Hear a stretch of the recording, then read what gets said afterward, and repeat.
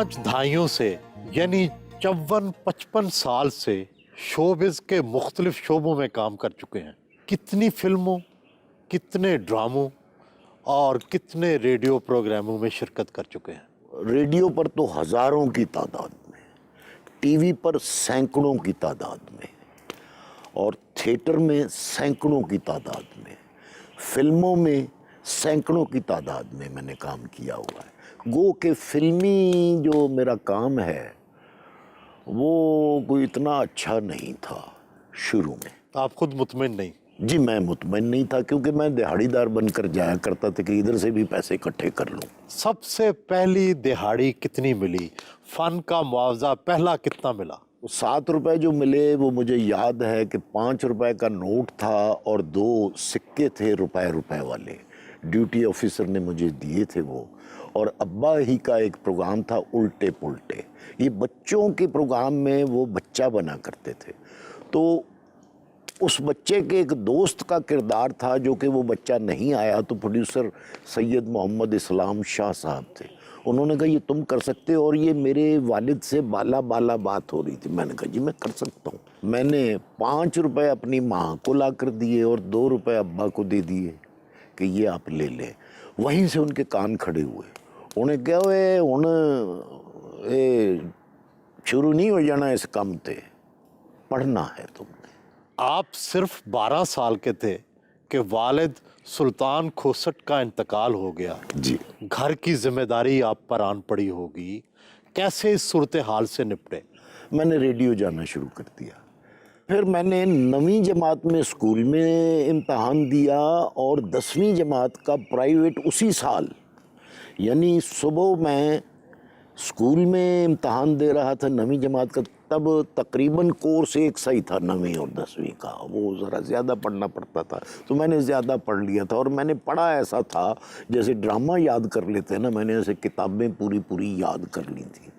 اور کمرہ امتحان میں بول کر لکھتا تھا. تو وہ انویجیلیٹر جو تھا وہ کہتا تھا کہ یہ کس سے باتیں کرتا ہے. مجھے اس نے کہا، میں نے کہا جی میں ایسے ہی بس خود ہی بولتا ہوں. میں غربت کے دن دیکھے ہوں گے، مشکلات دیکھی ہوں گی. ایسے وہ دن کیسے گزرے؟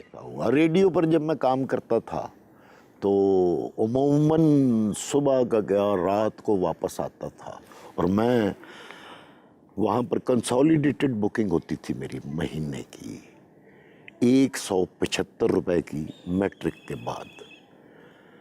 تو بھوکا ہی رہتا تھا. ایک الطاف الرحمان صاحب ہوا کرتے تھے، وہ صوتی اثرات دیا کرتے تھے، وہ کھانا لایا کرتے تھے، تو کبھی کبھی وہ مجھے کھلا دیا کرتے تھے. وگرنہ میری انتڑیوں میں زخم ہو گئے تھے بھوکا رہنے کی وجہ سے.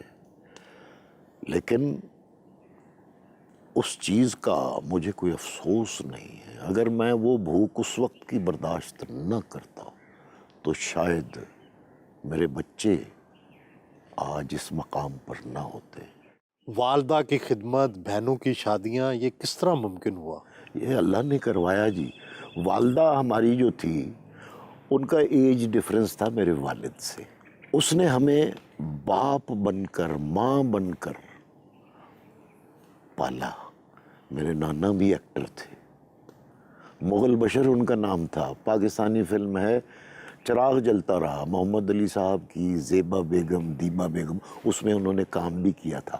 وہ میرے ابا کے دوست تھے. میں نے سنا ہے کوئی بچہ اپنے باپ سے تو پہلے ہوتا نہیں، میں نے سنی ہوئی ہیں یہ باتیں.